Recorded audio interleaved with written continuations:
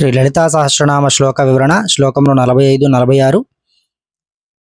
నిత్యముక్త నిర్వికార నిష్ప్రపంచ నిరాశ్రయ నిత్యశుద్ధ నిత్యబుద్ధ నిరవధ్య నిరంతర.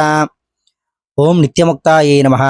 నిత్య ముక్తురాలు అయినటువంటి తల్లికి నా నమస్కారములు అని అర్థము. ఓం నిర్వికారాయే నమః. వికారరహితమై మార్పు లేకుండా ప్రకాశించినటువంటి తల్లికి నా నమస్కారములు అని అర్థము. నిష్ప్రపంచాయే నమః. బ్రహ్మాండాలకు అతీతంగా తేజరుడినటువంటి తల్లికి నా నమస్కారములు అని అర్థము. ఓం నిరాశ్రయాయే నమః.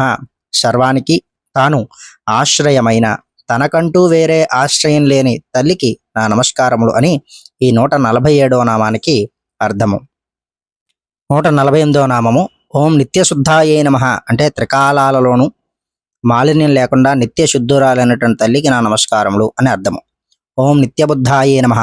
ఎల్లప్పుడూ జ్ఞానస్వరూపిణి అయి తేజరులైనటువంటి తల్లికి నా నమస్కారములు అని అర్థము. ఓం నిరవధ్యాయే నమః. దోషరహితురాలైనటువంటి తల్లికి నా నమస్కారములు అని అర్థము. 151వ నామము ఓం నిరంతరాయే నమః. అంటే అభిన్నమైన శాశ్వతమైన అఖండ స్వరూపిణైనటువంటి తల్లికి నా నమస్కారములు అని ఈ యొక్క 151వ నామానికి అర్థము.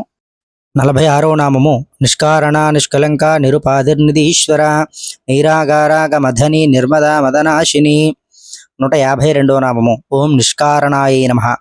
సర్వానికి తానే కారణమై తనకంటూ మరొక కారణం లేని తల్లికి నా నమస్కారములు అని అర్థము.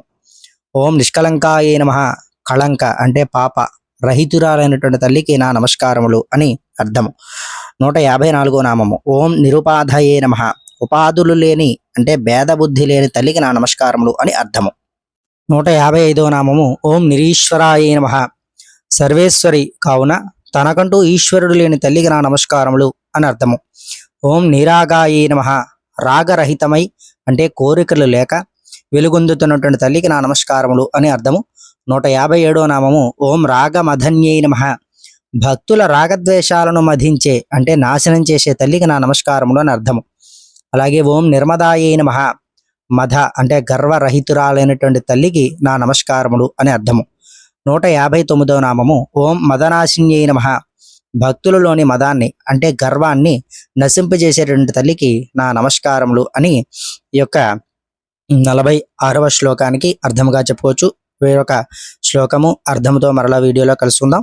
ఛానల్ సబ్స్క్రైబ్ చేసుకోండి. ఈ యొక్క సమాచారాన్ని 10 మందికి అందజేయండి. స్వస్తి.